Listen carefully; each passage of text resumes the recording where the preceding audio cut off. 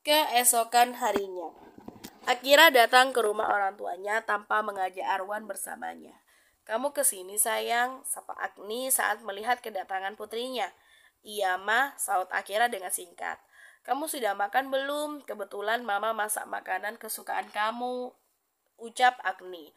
"Belum mam, aku belum sempat makan siang tadi," saut Akira. "Ya sudah, ayo ke ruang makan, juga ada di rumah aja Agni." Agni mengajak putrinya menuju ke ruang makan. Di ruang makan sudah ada Mateo yang sedang duduk menunggu istrinya. "Siang, Pak," sapa Akira. "Siang, Nak. Mana Arwan?" Saud Mateo menanyakan keberadaan menantunya. "Tidak ikut, dia sedang di kantor," saud Akira sambil mendudukkan tubuhnya di samping papanya. "Apa kamu punya masalah sama Arwan?" tanya Agni penuh selidik. Dia melihat ada guratan kesedihan di wajah putrinya. Pada dasarnya, seorang ibu tuh lebih peka dan tahu persis apa yang dirasakan anaknya. Karena ibu selalu mempunyai banyak waktu untuk anaknya daripada seorang ayah. "Tidak, Mam, Akira dan Kak Arwan baik-baik aja," jawab Akira dengan senyum yang dipaksakan. Ia mencoba menutupi masalah rumah tangganya dari orang tuanya. "Kalau begitu, kapan kalian akan memberikan cucu untuk Mama?" ucap Agni. Akira hanya diam, tak langsung menjawab. Ia bingung harus jawab apa. Pasalnya selama menikah, Arwan belum sekalipun menyentuhnya. "Lebih baik kita makan dulu, Mam. Nanti bisa dilanjut lagi ngobrolnya." Akira juga sepertinya sudah lapar setelah Mateo melihat keterdiaman putrinya. Mereka bertiga akhirnya mulai menyantap makanannya. Tak ada yang mengobrol, yang ada hanya suara dentingan sendok dan garpu yang saling bersautan. 15 menit berlalu, mereka menyelesaikan acara makan siangnya. Mateo mengajak istri serta putrinya mengobrol di ruang keluarga. "Bagaimana kabar Kak Anika ya, Pak?" tanya Akira memulai obrolan. Dedi tidak tahu. Anika tidak pernah menghubungi Papa. "Papa juga tidak tahu nomornya," jawab Mateo. "Pasti sekarang Kak Anika sudah bahagia bersama suaminya, Pak. Apalagi suaminya itu terlihat begitu menyayangi Kak Anika," ucap Akira tersenyum. Namun sebenarnya ada rasa iri di hati Akira melihat keadaan rumah tangga kakaknya yang berbanding terbalik dengan rumah tangganya. Dia sudah berusaha mengambil Arwan agar bisa melihat kakaknya tersiksa.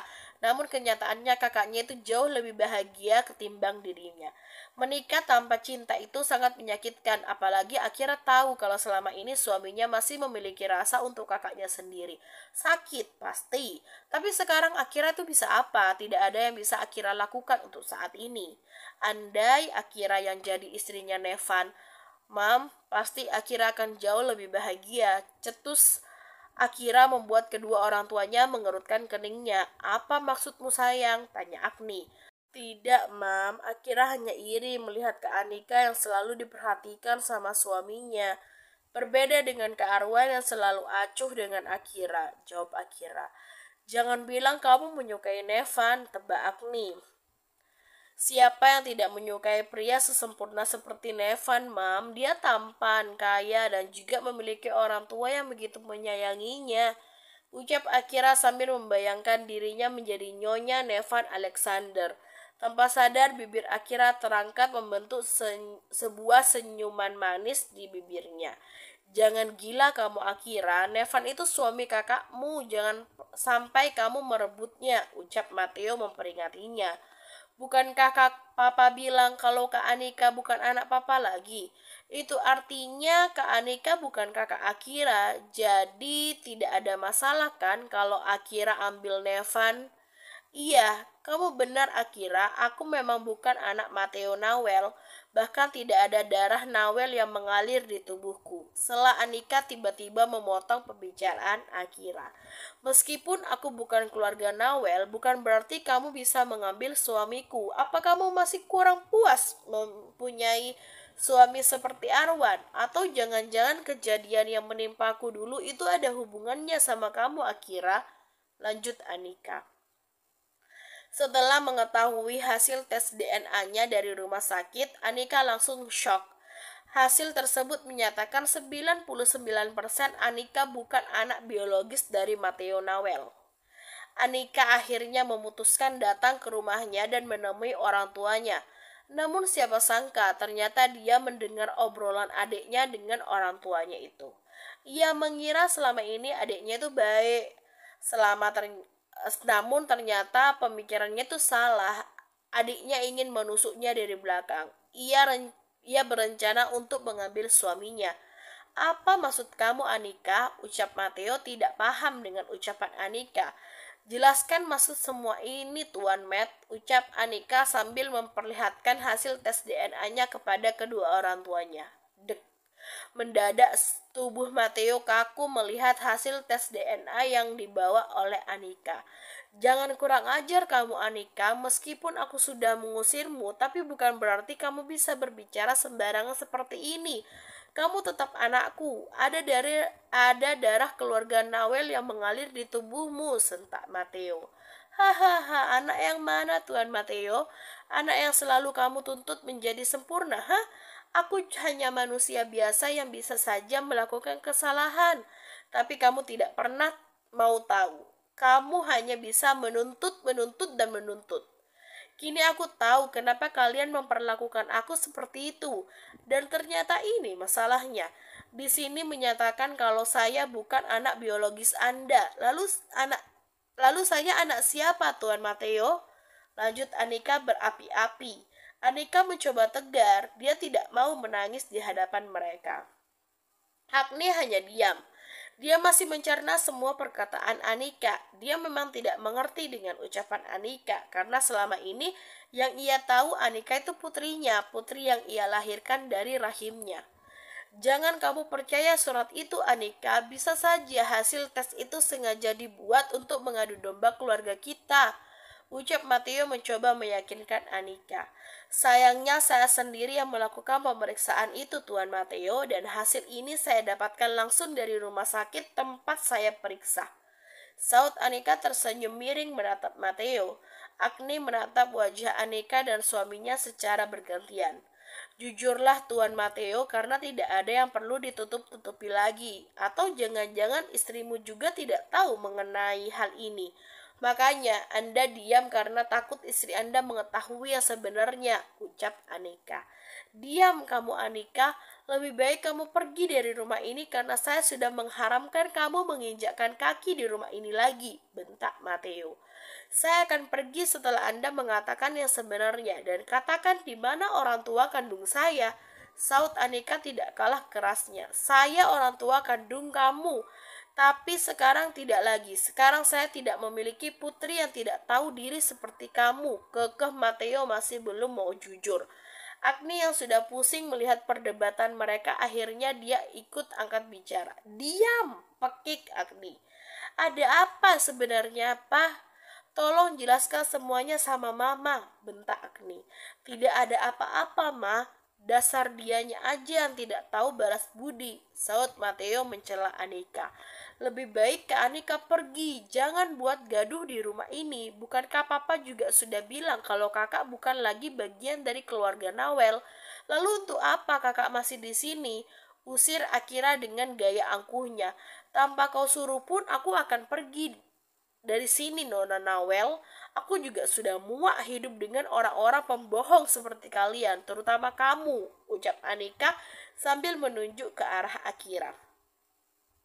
Jangan kamu pikir aku tidak tahu apa-apa tentangmu, Akira. Selama ini aku diam karena aku masih menganggap kamu sebagai adekku.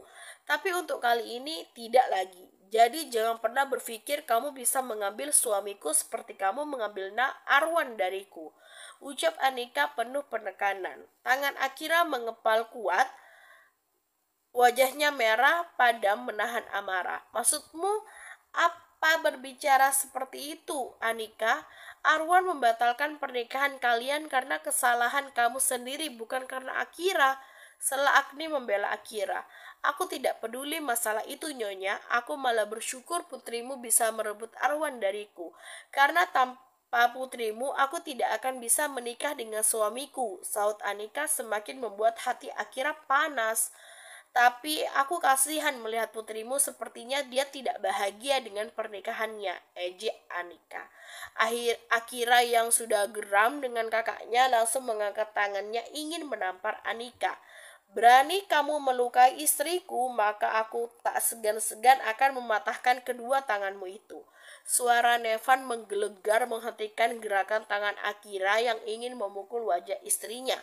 Anika menoleh mendengar suara suaminya. Sayang, panggil Anika. Kamu ini nakal sekali sih.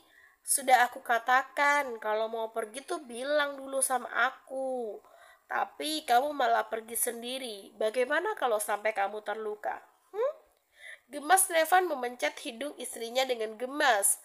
Aku tidak apa-apa, aku kesini hanya ingin memastikan saja.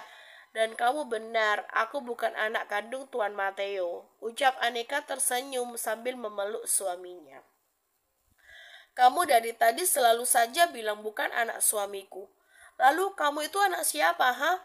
Aku yang mengandungmu, aku juga yang melahirkanmu, tapi kamu dengan kurang ajarnya bilang kalau kamu bukan anak suamiku. Itu artinya kamu juga tidak mengakuiku sebagai ibumu, teriak Agni histeris. Dari tadi dia sudah menahan emosi, karena antara Anika dan Matteo tidak ada yang mau menjelaskan. Suaminya dari tadi hanya diam tanpa mau menjawab pertanyaannya. Kamu bisa menanyakan langsung pada suamimu itu, Nyonya Agni, saut Anika dan berbalik menghadap suaminya. Ayo Hani, kita pulang, aja Anika dibalas anggukan oleh Nevan. Sebelum melangkah pergi meninggalkan rumah Nawel, Nevan berbalik menatap Akira dengan tajam. Aku peringatkan sama kamu, Nona Akira, jangan pernah kamu mencoba menyakiti istri saya atau saya akan membongkar kebusukan kamu selama ini. Tegas Nevan memberi sedikit ancaman kepada Akira. Setelah itu Nevan langsung membawa istrinya pergi dari rumah keluarga Nawel. Tadi di kantor, Nevan mencoba menghubungi istrinya, namun teleponnya tidak diangkat sama Anika. Dia melacak keberadaan istrinya lewat GPS. Dan ternyata istrinya ada di rumah keluarga Nawel. Karena tidak ingin terjadi sesuatu dengan istrinya, Nevan langsung menyusulnya. Dan benar aja, istrinya hampir saja mau ditampar oleh Akira. Untung dia datang tepat waktu. Kembali lagi ke keluarga Nawel. Jelaskan sama aku, Pak. Apa benar Anika bukan anak aku? Kalau Anika bukan anak aku, lalu kemana anak aku, Pak? Ucap Agnes sambil mengguncang tubuh Matteo. Tenang dulu, Ma, jangan seperti ini, ucap Matteo sambil memegangi tangan istrinya. Dari tadi kamu menyuruhku tenang dan tenang, tapi kamu tidak mau menjawab pertanyaanku, Pak. Apa karena semua ucapan Anika itu benar? Makanya, kamu hanya diam saja. Jawab, Pak, ucap Agni dan meninggikan suaranya di akhir. Dia sudah kesal dengan suaminya yang terus bungkam. Matteo memejamkan matanya dan menghembuskan nafas berat. Apakah dia harus membongkar semua rahasia yang sudah ia simpan selama ini? Lalu bagaimana dengan istrinya? Apa dia akan marah kalau tahu selama ini dirinya sudah membohonginya? Pikiran Matteo kacau. Dia bingung harus jawab apa. Karena semua yang dikatakan Anika itu benar kalau Anika memang bukan putri kandungnya. Jawab, Pak, teriak Agni frustasi. Oke, Papa jawab, tapi kamu harus tenang dulu, jangan seperti ini, ucap Matteo menarik tangan istrinya dan membawanya masuk ke dalam pelukannya. Matteo mencoba menenangkan istrinya agar emosi istrinya tuh stabil. Dia tidak mau membahas masalah Anika sebelum istrinya tenang. Ia takut istrinya akan depresi. Akira, tolong ambilkan air minum untuk mamamu. Titah Matteo dan Akira pun mengangguk. Akira beranjak ke dapur mengambil air minum untuk mamanya. Tak lama Akira datang sambil membawa air minum dan ia berikan air minum tersebut kepada mamanya. Agni pun menerimanya dan langsung meminumnya. Jelaskan sekarang, Pak, tegas Agni tanpa berbantahan. Benar, Anika bukan anak kita, Ma, jawab Matteo sambil menghela nafas pelan. Agni menutup mulutnya tak percaya. Ia tidak menyangka ternyata selama ini suaminya membohonginya. Dia mencoba menahan emosinya karena masih ingin mendengar cerita suaminya lebih lanjut. Lalu di mana putri kita, Pak? Di mana putriku yang sudah aku lahirkan waktu itu, Pak? Tanya Agni mencoba menguatkan hatinya menunggu jawaban suaminya. Putrimu sudah meninggal, jawab Matteo lirih sambil menundukkan kepalanya. Putrimu meninggal usai kamu lahirkan. Putrimu mengalami gagal jantung akibat lahir prematur, lanjutnya. Tubuh Agni mendadak lemas mendengar cerita suaminya. Dia masih tidak percaya kalau bayi yang ia lahirkan ternyata sudah meninggal. Akira mendekati mamanya dan ingin memeluk mamanya, namun langsung ditepis oleh Agni. Lalu siapa Anika, Pak? Tanya Agni. Anika adalah bayi yang papa ambil di rumah sakit yang sama tempat kamu melahirkan, Ma, saut Matteo. Lalu apa kamu tahu siapa orang tua Anika? Tanya Agni penuh selidik. Tidak, jawab Matteo. Ia sengaja menutupi identitas asli Anika. Dia tidak mau membuat istrinya semakin sakit hati kalau dia memberitahu identitas Anika yang sesungguhnya. Kenapa kamu membohongi mama, Pak? Ucap Agni menatap suaminya dengan tatapan kekecewaan.